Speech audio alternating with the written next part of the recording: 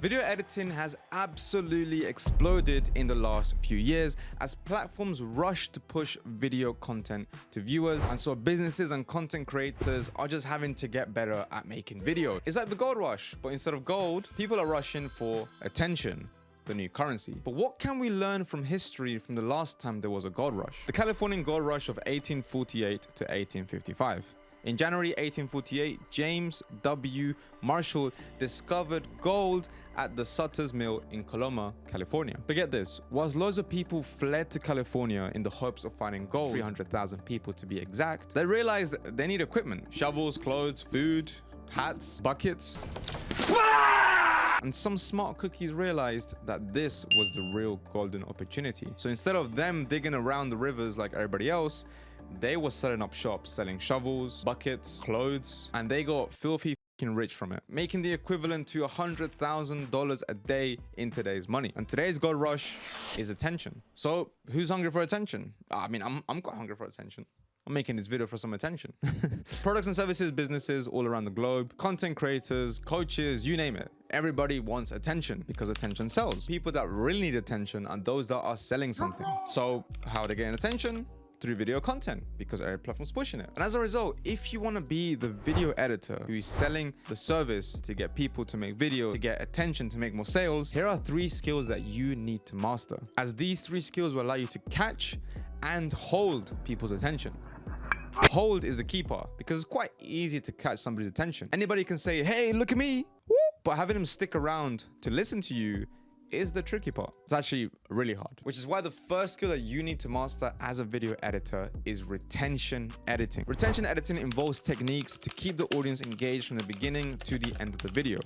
As a result, increasing the video's retention. This might include using captivating visuals, well-timed transitions, and music, sound effects that enhance the viewer's experience. And the quickest way for you to do that right now is to imagine yourself as the ideal viewer of the video and play it to yourself. If at any point you get bored, or some of the information doesn't really make sense or could be shown better through some visuals, you know what to do. If a section is boring, cut it off. If you can take something out and it still makes sense, cut it off. And if you have any long gaps, cut them off.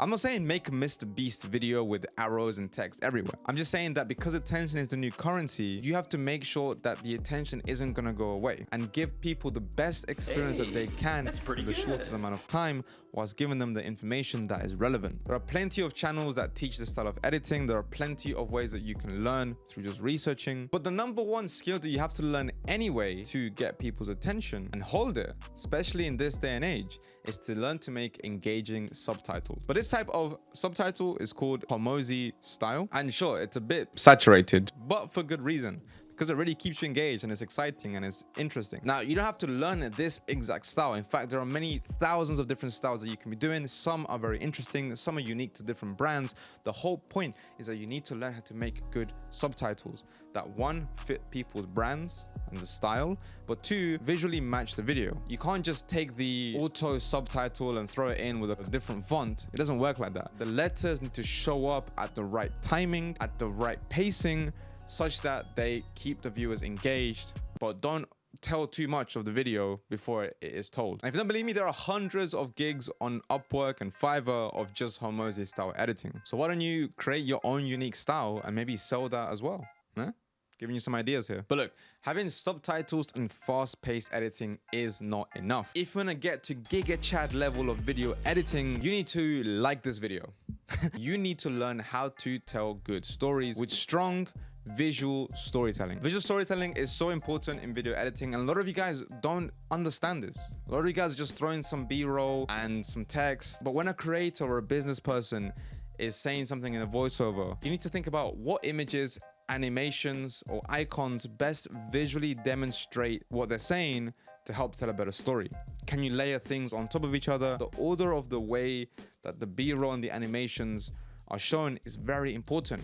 You can't just cut back with some B-roll. It's not enough. A great example of this is doing the rotoscoping, where you rotoscope the subject out and the background shows something relevant to what they're saying. That keeps us with good eye contact, but also has something else that helps tell the story and keeps us engaged. Either way, every time you're editing, remember the phrase, show, don't tell.